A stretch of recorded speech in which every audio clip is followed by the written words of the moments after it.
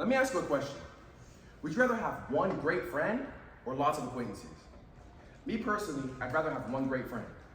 You see, friendship means different things to different people. Some people would prefer to have a deep relationship with 1 or 2 friends, like me, while others would prefer to have lots of acquaintances. Whether it's in movies, books, or even in real life, we can see examples of true friendship everywhere. But there's a big problem. Friends aren't perfect. They hurt us, they let us down, and they grow distant.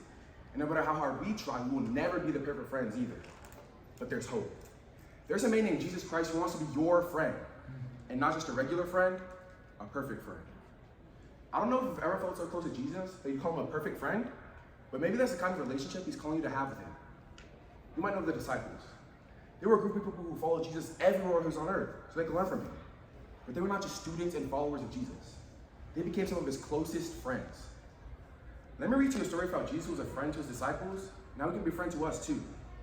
Matthew 14:28-31 says, Peter said, Lord, if that is really you, tell me to come to you on the water. Jesus said, come, Peter. And Peter left the boat and walked on the water to Jesus. But while Peter was walking on the water, he saw the wind and the waves. He was afraid and began sinking into the water. He shouted, Lord, save me. Then Jesus caught Peter with his hand. He said, your faith is small, why do you doubt? You see, Jesus walks on the water, but that's not all he does. He invites Peter to walk on the water along with him.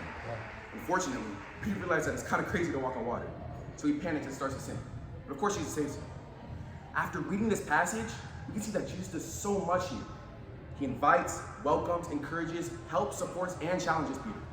Let's go back to that challenging part for a second. As Peter's friend, Jesus knows that it's not just his job to support Peter, but also to challenge him, to make him better. A better person, a better friend, and a better leader. But it's not until Jesus has Peter in his grasp that he asks him, why do you doubt? When Peter was in need, Jesus didn't treat him with cruelty or insensitivity. But maybe you know how it feels to be treated like that, even by a friend. Sometimes we've been so hurt by others that we find it hard to think that God will treat us any different. But as we can see here, Jesus isn't like other people. Another reason people might find it hard to trust God is they've been hurt by the people they love in their time of need. Me too. There's been times in my life where I felt like I couldn't trust anyone, not even the people close to me. And I knew there was 3 things for sure I could trust: God the Father, Jesus Christ, and the Holy Spirit. Speaking of Jesus, there came a time in his life when the disciples had thought they lost him forever.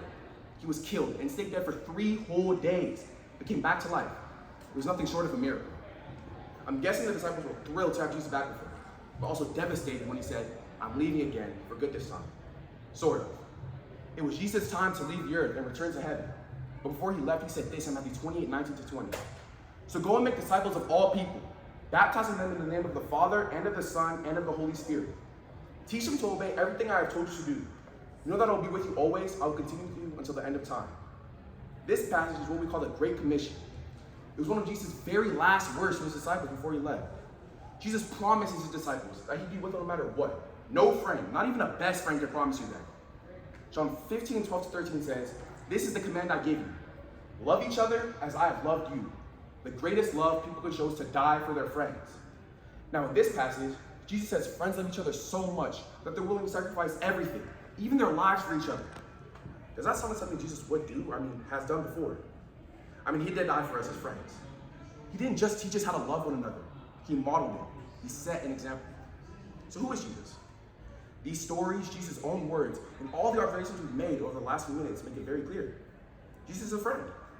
But he's so much more than that, though. He's better than a best friend. But okay, Jesus is better than a best friend. So what? What does that mean for you and me? 2 things. First, Jesus is a friend you will always need. I know because I've experienced it. He's calling you to a deeper relationship with him right now as we speak. Secondly, Jesus shows us the kind of friends we can be. It's never easy, and you won't always get it right. But Jesus shows us how to love and treat the people around us. So again, who is Jesus? These stories, Jesus' own words, and all the observations we made make it very clear. But now we know that Jesus is better than a best friend. Thank you.